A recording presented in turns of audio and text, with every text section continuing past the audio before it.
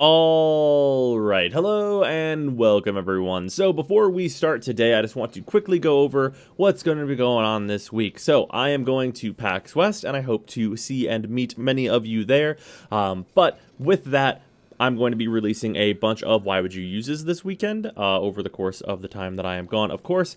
And there may not be a Devstream breakdown from me, but if I do make one, which there's a definite possibility of that happening depending on what the contents of the dev stream are, it will be of lower quality than normal. Apologies for that. So anyway, let's jump into these Why Would You Uses, and I hope you guys enjoy them this week. Alright, today we're going to be talking about the Phantasma. So the Phantasma is unfortunately not fantastic, But why? Why would you do that? Why would you do any of that? but much like Revenant, it is absolutely serviceable. This is, like, just fine. It's unique. It's got a good spot for its MR. It's incredibly easy to build. I have a lot of good things to say about it, but the problem, if you could call it that with this weapon, is that it's really just not going to set the world on fire, and a few MR past when you are able to get it, which is MR 9, you're probably going to forget about it and throw it in the junk. So it's serviceable. It's perfectly fine. It's a beam shotgun that has an alt fire that is more of a mortar mode, and that's a-okay. Honestly, it comes with two polarities. That's always nice to see. So it's very easy to form out if you were to want to do that. And here I've chosen to go with a build that doesn't have any punch through because, unfortunately, Seeking Fury, even this amount of punch through on the test map that we do, will make the alt fire go through the floor. So with punch through not being a necessity on this weapon, I've just chosen to exclude it for the purpose of showing the weapon off. But of course, feel free to use Seeking Fury instead of like Chilling Grasp or whatever if you would like to do that.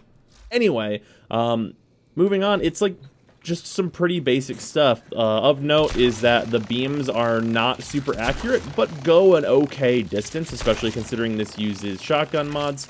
And as you could see there, this weapon reloads incredibly quickly, which is definitely one of the saving graces of it. It less reloads and more blinks, and someone honestly, like, pretty clearly worked very hard on the animations of this gun, I think, because they look fantastic. And then we have the mortar mode, so you can hold and charge this up, or you can just fire, like, singles at a time, basically. And this uses various amounts of ammo, depending on if you charge it or not, using the entire magazine if you charge it completely. This does good damage, and you can see when I charge it completely with a full magazine, I also get some of these, like, spiraling projectiles. These will seek out enemies and do damage, and that's cool. Aside from that, this does do self-damage, so don't do that. I would advise against it in normal circumstances. But yeah, that's pretty much what's up with the Phantasma. It's just fine. There's a bunch of things going for it, but it's just not crazy enough to warrant like being like a staple weapon you would always use. And you can see the little bits there. Like the alt fire is like definitely the mode you want, I would say.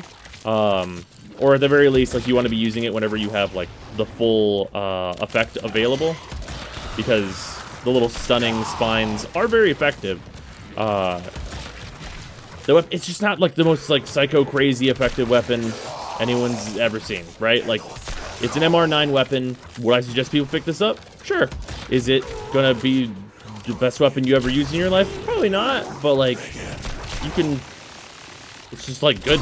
It's just good. Like, it's like what is kind of the definition of like good weapon. Like, it's a solid weapon that you'll pick up, you'll use, you'll probably enjoy it. And it's cheap enough that there's no reason that you shouldn't build this thing if you have the weapon slots for it.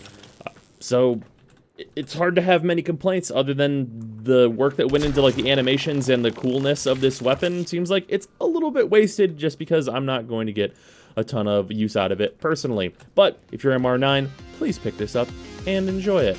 I will see you guys tomorrow. I hope you've enjoyed this video.